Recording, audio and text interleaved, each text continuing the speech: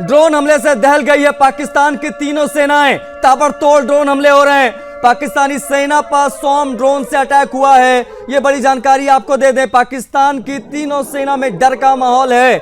आपको बता दें इस वक्त की बड़ी खबरें आ रही हैं जिसमें लाहौर रावलपिंडी में जो सेना की जहां पर गतिविधियां होती है वहां पर अटैक किया गया है और 100 ड्रोन से हमला भारत ने किया। ये बड़ी खबर आपको बता दें, पूरे पाकिस्तान में मातम पसर गया है, डर का माहौल है। ये बड़ी जानकारी इस वक्त की हम आपको बता रहे हैं। जिस प्रकार से हमारे 15 शहरों को देर रात टारगेट करने की कोशिश पाकिस्तान ने की, उसके बाद उनके तमाम मिसाइलों को हमने मार गिराया S-400 सुदर्शन की वजह से उसका इस्तेमाल करते हुए।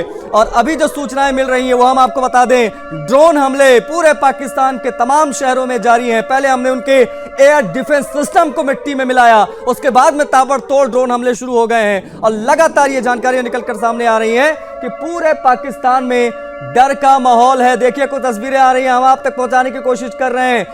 धुएं का उठता गुबार बताने के लिए काफी है कि किस प्रकार का अटैक हो रहा है। हमारे रेजिडेंट एडिटर मुकेश जी लगातार कनेक्ट हैं, उनसे हम बातचीत करेंगे और विदेश मामलों के जानकार सिद्धार्थ जी हमारे साथ जुड़ गए, उनसे भी हम बातचीत करने की कोशिश करेंगे। सबसे पहले मुकेश जी आपकी तरफ मैं बढ़ूंगा, क्या मान लिया जाए वॉर बिगिंस, युद्ध की शुरुआत हो चुकी है क्या?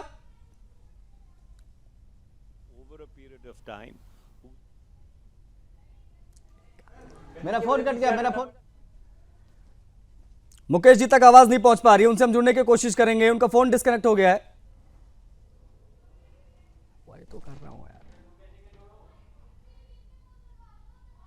तो बड़ी जानकारी आपको हम दे रहे हैं किस प्रकार से लगातार ड्रोन अटैक जो है वो भारत की तरफ से हो रहा है पाकिस्तान पर। बता आपको ये दें कि तमाम तस्वीरें सामने आ रही हैं। आपको ये बता दें कि लगातार ड्रोन अटैक जो है वो पाकिस्तान पर हो रहे हैं और ड्रोन अटैक की वजह से पूरे पाकिस्तान में मातम पसर गया है। उनके सांसद जो है वो संसद में रोते दिखाई दिए, वो कहते नजर आए या खुदा हमें बचा ले।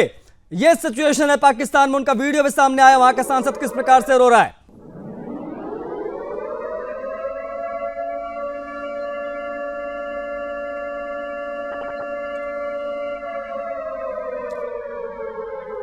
तो ये बड़ी खबरें लगातार निकलकर सामने आ रही हैं। आपको बता दें कि युद्ध शुरू हो चुका है और जिस प्रकार से तमाम बड़ी खबरें आ रही निकलकर, वो इस बात का प्रत्यक्ष प्रमाण है। तमाम बड़ी चीजें वो निकलकर सामने आ रही हैं। आपको बता दें कि जो ड्रोन अटैक हो रहे हैं लगातार, उससे जुड़ी जानकारियां हम आपको दे रहे हैं। 5:30 बजे प्रेस कॉन्फ्रेंस भी होनी, लेकिन भारत का अटैक से पाकिस्तानी संसद में जो है वो मातम पसरा हुआ है। बाकायदा बीएसएफ को भी ऑर्डर दे दिए गए हैं कि जो सुरक्षा की पहली पंक्ति होती है बीएसएफ, वो भी अब गोलियां बरसा सकते हैं। हमारे साथ मुकेश जी कनेक्ट हो गए, हमारे resident editor. Mukesh ji, I am audible to you? क्या मेरी आवाज आप तक पहुंच रही है सर? बिल्कुल आवाज आ रही है। ठीक है सर, ये क्या मान लिया युद्ध की शुरुआत हो गई है ऑफिशियली, क्योंकि अब बीएसएफ को भी बोल दिया गया है कि जहां देखो वहीं उड़ा दो गोलियों से। सुखोई को भी मॉनिटरिंग के लिए और वहां पर घूमने के लिए कह दिया गया है। आशीष, ये युद्ध घोष है और युद्ध के में जो भी होता है वो सारे निर्देश दे दिए गए। हालांकि इसकी ऑफिशियल जानकारी देने के लिए 5 बजे जो है एमईए के मिनिस्ट्री ऑफ एक्सटर्नल अफेयर जो यानी विदेश मंत्रालय की प्रेस कॉन्फ्रेंस भी होगी और उसमें ये चीजें भी साफ की जाएगी आगे से। जैसा कि कल रक्षा मंत्रालय की प्रेस कॉन्फ्रेंस हुई थी, आज विदेश मंत्रालय प्रेस कॉन्फ्रेंस कर रहा है और बीएसएफ को निर्देश दे दिए गए हैं कि सीमा पर कोई भी दिखे संदिग्ध तो देखते ही गोली मारने के निर्देश दे दिए गए हैं। SU सुखोई 300 से जो है सीमा की निगरानी की जा रही है, पेट्रोलिंग की जा रही है और अपना एयर डिफेंस सिस्टम जो है पूरी तरीके से एक्टिव किया गया है। कल रात से पाकिस्तान की तरफ से भी भारत के 15 शहरों को टारगेट करने की कोशिश की गई थी, लेकिन उन सारे हमलों को जो है हमारा जो भारत का जो एयर डिफेंस सिस्टम है उसने नाकाम कर दिया। हालांकि जो सेलिंग सीमा पार से सीज फायर के उल्लंघन के उत्तरी कश्मीर में उरी के क्षेत्र में हो रही थी, उसमें कुछ नागरिक जो है करीब जो सेना ने जो प्रेस कॉन्फ्रेंस जारी करके जो आधिकारिक आंकड़ा दिया है उसमें करीब 16 नागरिकों की जो है मौत हुई है। तो ये तो ऑफिशियल आंकड़ा है और कुल मिलाकर कहें जो पाकिस्तान में 27 जगहों पे भारत ने जो ड्रोन अटैक किया उससे पाकिस्तान पूरा हिल चुका है। पाकिस्तान के सांसद पाकिस्तान के संसद के भीतर में जो है रो रहे हैं और रोते हुए कह रहे हैं कि या खुदा हमें भारत के कहर से, हमें हिंदुस्तान के कहर से बचा ले।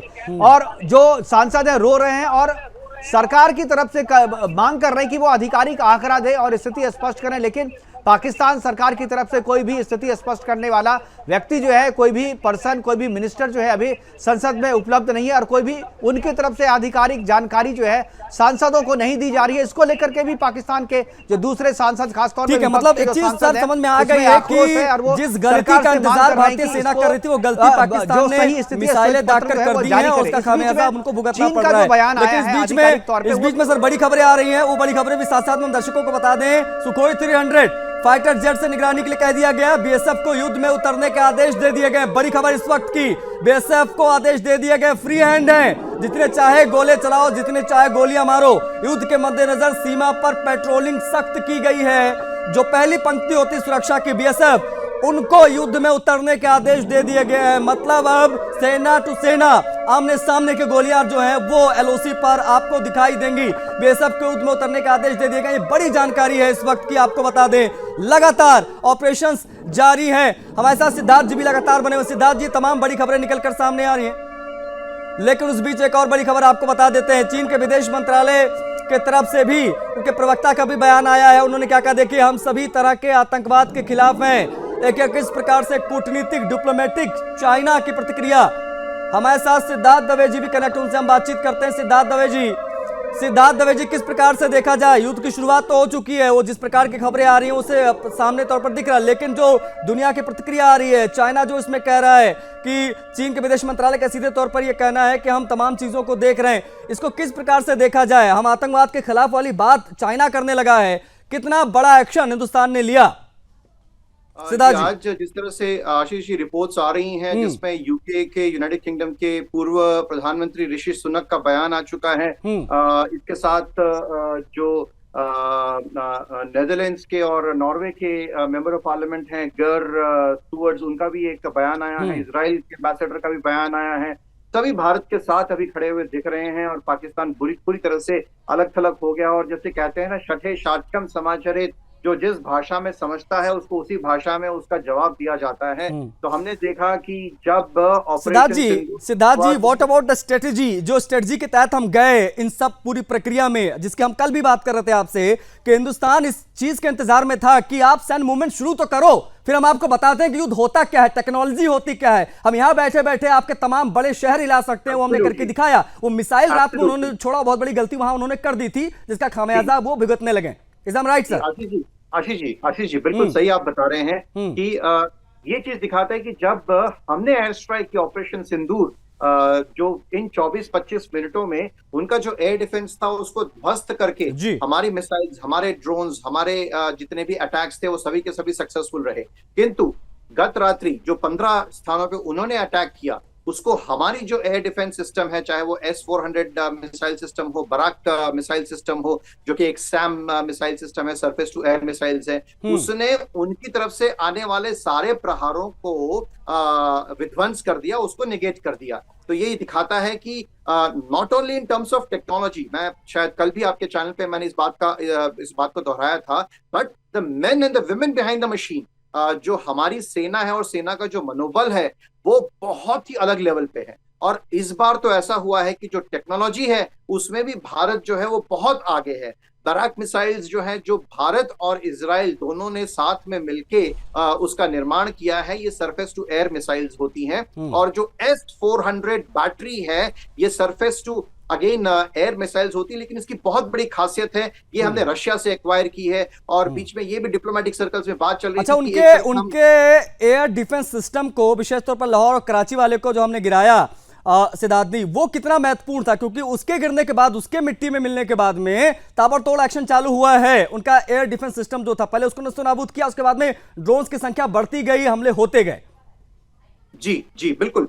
तो दर्शकों को समझने के लिए मैं बहुत लेमैन लैंग्वेज में प्रयास करता हूं कि एयर डिफेंस मतलब कोई भी जो आकाशीय आक्रमण हो रहा है उसको उनके रडार सिस्टम डिटेक्ट करते हैं। डिटेक्ट करने के बाद उसको पिन पॉइंट करके उसको डिस्ट्रॉय करने के लिए, जो मिसाइल आई है उसको डिस्ट्रॉय करने के लिए एक सरफेस से, यानी कि ग्राउंड से एक दूसरा एक टारगेट, जो मिसाइल है उसको टारगेट समझ के उसके ऊपर अटैक किया जाता है। परंतु जो भारत ने किया जो रावलपिंडी में अटैक्स हुए, लाहौर में अटैक हुए, तो उनका जो एयर डिफेंस है उसमें 3-4 मैकेनिज्म्स होती है। उसमें एक आपका रडार डिटेक्शन सिस्टम होता है, जब आपने डिटेक्ट कर लिया उसके बाद उसको डिस्ट्रॉय करने के लिए लॉन्चर होता है, और उसके बाद उसकी ट्रैकिंग सिस्टम होती है। तो ये तीनों को जो है हमने पेनिट्रेट करके फेल कर दिया है। इसी ठीक के है, मतलब एक चीज समझ में आ रहा है सिद्धार्थ जी की अनएक्सपेक्टेड था उनके लिए। अनएक्सपेक्टेड जो शब्द है ना, वो आज पाकिस्तान को बिल्कुल चरितार्थ करता है, क्योंकि उनको पता नहीं था किस प्रकार से टेक्नोलॉजी वाले जो है वो युद्ध भारत कर सकता है। पूरा पाकिस्तान वो हिल चुका है।